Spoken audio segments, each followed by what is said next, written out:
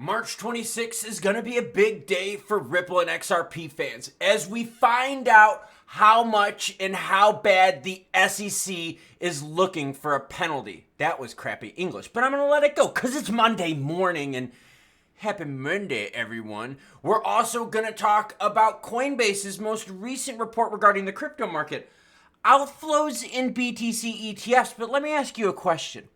How much money is sitting on the sidelines right now and was waiting for a correction with BTC ETFs? That's right, you might get more money flowing in as the price corrects and people can get in at a cheaper entry point.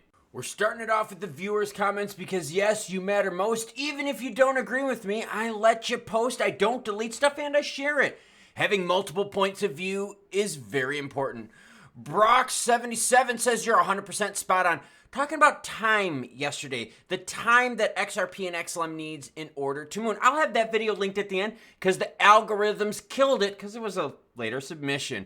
Jack Straw says, I had a pretty big bag of XLM and not much. I didn't pay attention to crypto for about 2 years and forgot to turn off my weekly DCA into XLM.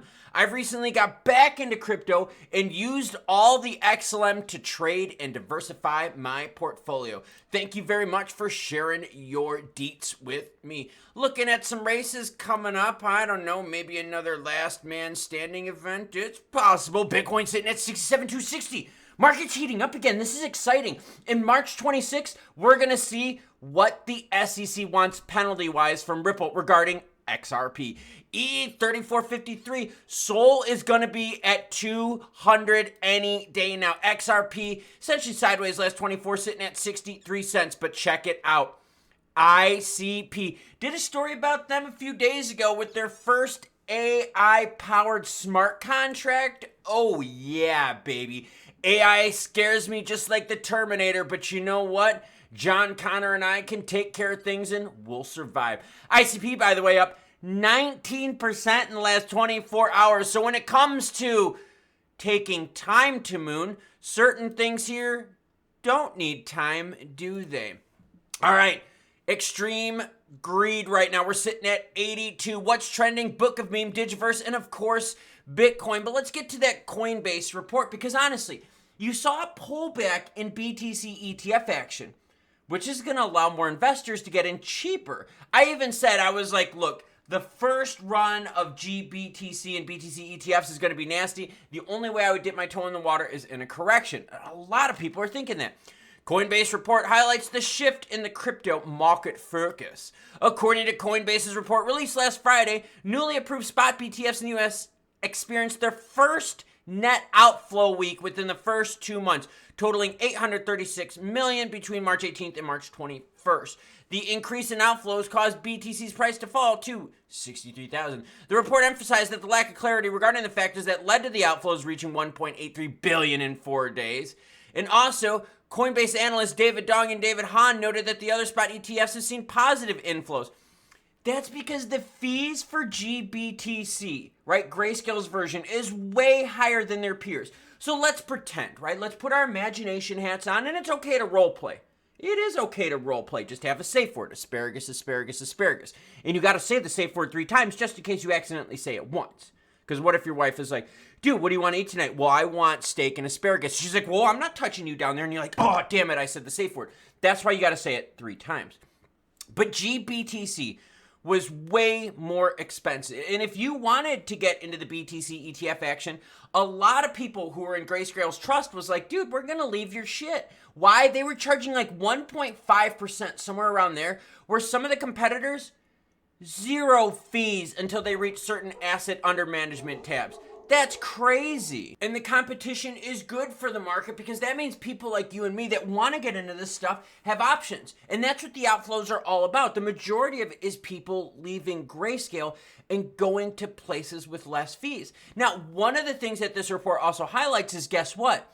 As the price of these ETFs get a little lower with a little BTC price action, that could bring even more money in on the sidelines as people want to buy the dips and ride it to the tips. All right, so why is March 26th a big day for Ripple, XRP, and the SEC? Well, it has to do with the SEC and their filing. It's crucial to understand what the nature and significance of an opening remedies related brief is. This document represents the foundational element in the litigation process. Essentially, the opening remedies related brief is the initial submission by a party. In this instance, the SEC is outlining the specific legal and financial remedies it seeks from the court against Ripple Labs. So this is going to be the first time that we get to check out what the SEC is asking for penalty-wise, and that is a good thing. Because remember in the beginning of the video where I said time, and that was the whole thing, how much time? Well, think about it. One of the big things looming over the head of Ripple and XRP holders is this case. So if we start seeing that, hey, right off the bat, the SEC is asking for some minimal penalties, we're going to be like, dude, we could easily cover this. We're all hoping, though, that the SEC doesn't go off their rocker and just ask for death. Like, I think we all know that Gary Gensler is going to be an ass about this, and he's going to ask for just something nasty, but let's hope that he doesn't. So hopefully we find out tomorrow that the initial, remember, this is the initial suggestion for penalties from the SEC, isn't nasty. But think about it. Once the case is over, that's the biggest thing removed that's hanging over the heads of Ripple and XRP. And by the way, as always, any article you see in this video, along with some of my other ones, will be linked in the description below. This is from James K. Filing, a man in the know that says, SEC versus Ripple. The SEC has filed under seal its opening remedies related brief and supporting documents. These documents are not public yet. Public redacted versions will be filed no later than March 26th. So yes, there's going to be some redactions. You're going to see a whole bunch of black shit, like, scraped out in these pages. But that's to hide the private information. We should still be able to see what the penalties are and what the SEC is asking for. Price-wise, I don't know. If we get a really easy penalty like what they're seeking, dude, that would be great because then the market's like, awesome, we could coast right through this. If it's rough, that wouldn't be so good for the price now, would it? And that's where we're at right now, and it's kind of exciting because you know what? We're starting to see a light at the end of the tunnel. Time. Time is something you never get back. That clock always ticks, and no matter how much you want to fight time, time will always win.